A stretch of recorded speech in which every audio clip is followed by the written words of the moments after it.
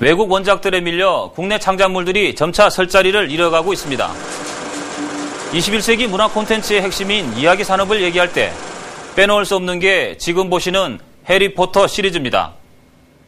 10년 동안 책 판매액이 3조 원, 영화 4편과 캐릭터 수입을 합치면 매출 총액은 무려 308조 원이나 됩니다.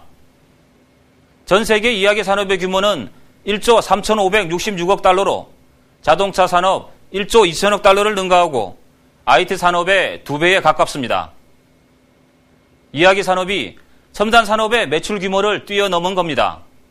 누가 더 많은 이야기 자원을 확보하고 더 나은 작품을 만드느냐에 따라 한 나라의 문화 콘텐츠 산업의 성공이 좌우되는 시대에 살고 있다는 얘기입니다.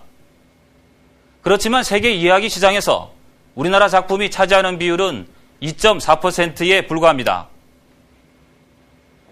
그렇다면 국내 이야기 산업은 왜 이렇게 여전히 활로를 찾지 못하고 있는 걸까요? 그 이유를 이근우 기자가 취재했습니다. 지난해 초 젊은 시나리오 작가의 죽음. 영화계에서는 다성의 목소리가 나왔지만 금방 잊혀졌습니다. 작가와 영화 제작사 간의 한 계약서입니다. 계약금만 주고 시나리오가 마음에 안 든다며 잔금을 주지 않을 경우 작가로서는 뾰족한 대책이 없습니다. 소재와 아이디어를 다 빼낸 다음에 다른 각색 작가를 붙이기 일쑤입니다. 한국 영화의 르네상스라고 불려질 정도로 굉장히 이제 많은 주목을 받고 있지만 그런 화려함 뒤에는 작가들의 눈물. 한 만화 창작 스튜디오.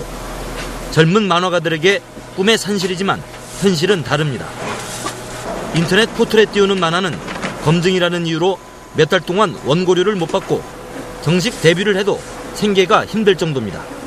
100만 원 안팎이나 그 정도밖에 안 되기 때문에 이제 방세나 공과금을 겨우 내는 정도밖에 안 돼가지고. 중견 만화 작가들의 현실도 마찬가지. 소수의 인기 작가 외에는 오프라인 출판계에서는 작품을 거의 받지 않습니다. 기능적인 것만 너무 강조가 되다 보니까는요, 소모품으로 전락들 하는 기능인으로 좀 전락시키는. 이야기가 곧 돈이 되는 시대. 알고 보면 우리에게는 종잣돈이 꽤 많습니다. 반만 년 넘는 역사를 갖고 있는 만큼 신화 같은 이야기거리가 정말 무궁무진한데요. 그렇다면 이 이야기, 종잣돈을 어떻게 불려서 세계 시장을 공략해야 할까요? 정인성 기자가 취재했습니다. 한국 애니메이션 사상 최초로 200만 관객을 돌파한 마당을 나온 암탉. 100만 부 이상이 팔린 베스트셀러가 기반이 됐습니다. 하지만 우리나라는 아직 이야기를 만들어내는 문학적 토대가 취약하다는 평가입니다. 이야기보다는 작가의 내면을 표현한 작품들이 주류이기 때문입니다. 집단으로부터 자기를 고립시켜서 얻는 개성적인 세계 이런 것들이 문학적으로 높이 평가되면서 원작을 재가공하는 시스템도 아직 체계화되지 못했습니다. 미국의 경우 제작 뒤의 10%를 시나리오 작업에 투입할 정도로 탄탄한 이야기를 중시합니다. 영화란 매체가 원작 또는 문학 작품하고 어떻게 다른지를 정확하게 파악하고 그것이 매체가 변경될 때는 거기에 맞는 타겟팅, 새로운 해석, 새로운 이야기의 창조 이런 것들이 반드시 필요하다. 조선 왕조실록에 있는 역사적 사건들이 최근 영화나 소설 등으로 재창조돼 흥행에 성공하고 있는 것은 우리가 지향해야 할 독자적인 이야기 산업 구조의 한 모델로 주목받고 있습니다. KBS 뉴스 정인성입니다.